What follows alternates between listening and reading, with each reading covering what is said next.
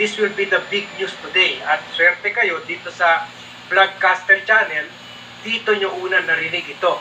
So ito na meron na tayo concrete picture. Ay, maliwanag na yung report natin kahapon sa politico.com na kakasuhan daw ni Senator Trillanes si Polong Duterte na pala. At ito pala yung tulad yung in-speculate or inanalyze kinomentaryo natin kahapon na ito yung involving sa 6.4 billion worth of shabu na inimport dito in 2017 at ang respondent ay ito nga si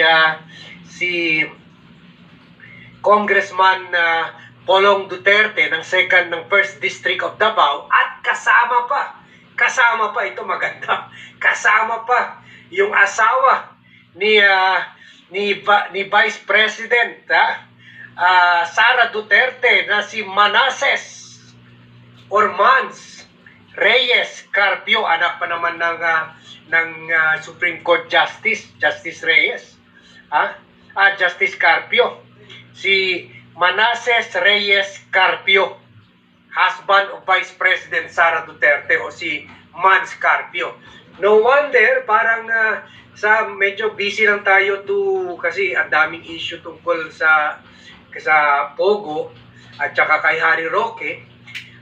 Yes, kasama Donato Bonifacio, of course, kasama si Paeldon, kasama talaga si Nicanor Paeldon.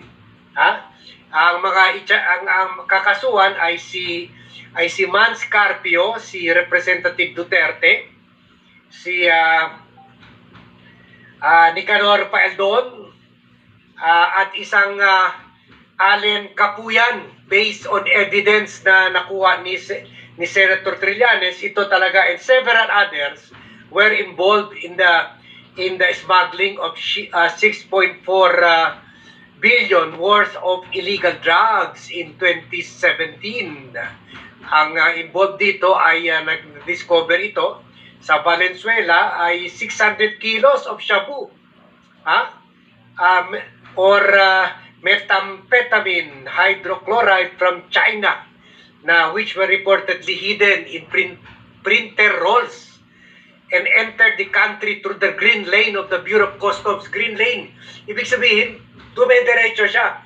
Green lane, ito yung mga pinapasukan ng mga produkto ng gobyerno o ng mga diplomatic o mga embassies na hindi mo na dapat i-check.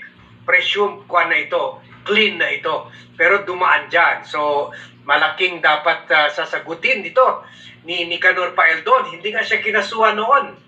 Hindi lang man siya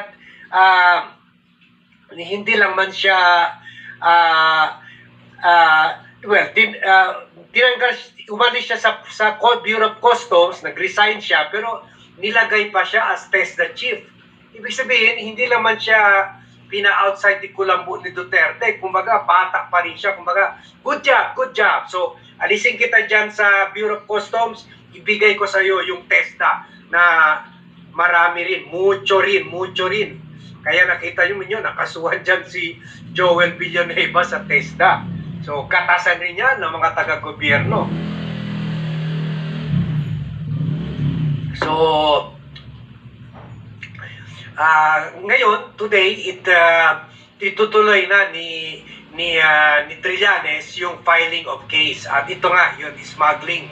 Ito yung challenge ng isang customs broker, si Congressman Polong, na ipakita yung tattoo niya sa likod na nagpapakita na member talaga siya ng Chinese Triad. Chinese Triad. So, ngayon, malalabas na yan. Hinarang ito ni Senator Dick Gordon noong 2017, nung nag-take over siya, ang chairman ng Committee on Human Rights sa Senado, after pinakulong at pinaaresto at pinakulong nila si former Senator Laila de Lima, at siyang nag-take over. Pero dito, nung siya ng head ng committee, inarangan niya yung appearance ni Mans Castro at ni Polong Duterte. Pero yun, sabi ng later on rin, kahit umapir na itong dalawa, nag-backtrack nag-apologize yung broker at umatras sa testimony. So, we will report about that to give you a background. Pero ngayon, i-play muna natin yung interview kay Antonio Trillanes at sana ngayon, at last, kahit inarangan ito at pinatay itong issue nila Duterte at Dick Gordon, sana tuloy-tuloy na ito. Ito, multiple life ito. Matutulad talaga itong si Polong Duterte at si Mans Carpio kay Laila de Lima. Kaya lang, in their case, tunay talaga ang kaso. Whereas kay Laila, nakatagpo talaga ng 600 kilos of shabu. Nakakahalaga ng 6.4 billion. Samantala, yung kay Senator Laila de Lima ay puro invento at kaya na-clear siya ng tatlong korte on that case. Imagine nyo, tatlong korte, iisang sinabi, walang basehan, invento, fake case. So, eto ngayon, this is the true case at sana under the Marcos administration, matutuloy na, makukulong na, life sentences ito at no bail, ha? No bail. Kaya pala, no wonder kung na-establish ng prima facie evidence ang korte at pinaaresto sila. Yun, depende rin yan. Kung maglaro ng politika tulad ng sinabi natin kahapon, kung maglaro ng politika ang DOJ, kasi remember, dinismiss nila yung grave threat na kaso ni Franz Castro laban kay Digong. So, baka i-dismiss rin nila ito. Tingnan natin. Kasi nandyan pa si Remulla, mahirap na eh. Andyan na si Boeing. Andyan pa si Boeing na bata ni Duterte. So, pero tingnan natin. Test case ito ni Trillanes. Later on, kung i-uphold ito ng korte at ng prosecutors, isusunod niya yung mga kaso rin laban kay Duterte at baka pati kay Sara at baka pati kay Paste Duterte. So, all in the family na. All in the family. So, when I was in the PR business, when I was still president and CEO of my company, Dean & King's Communication, parati ko sinasabi sa mga kliyente pupunta sa akin kasi they want a defensive war. Yung depende lang, depende sa sarili. Sabi ko, they will keep attacking you kung defensive war. Dapat we have to go on an offensive war. We have to bring the war to their doorstep. Sa mga bahay nila, sa mga pintuan nila, diyan masisindak sila. So we have to bring the war to them.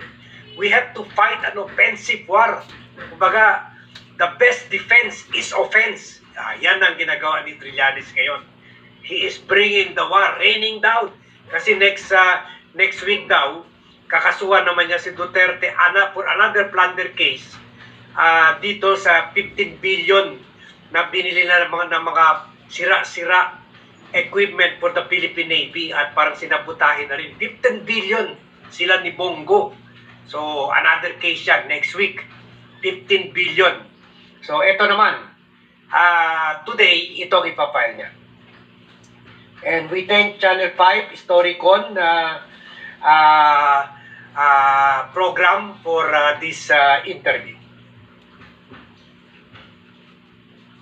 When performance meets convenience, investment decisions come easy.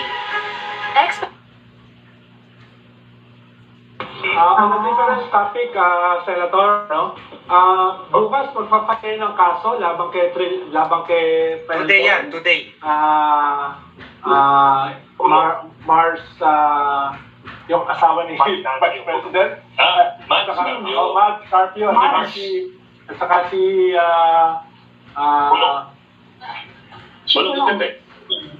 Polong Duterte. Tatlo. Yes. Actually, marami pa, no? Baka pwede nyo kami update, Senator, bago kayong mag-press con bukas.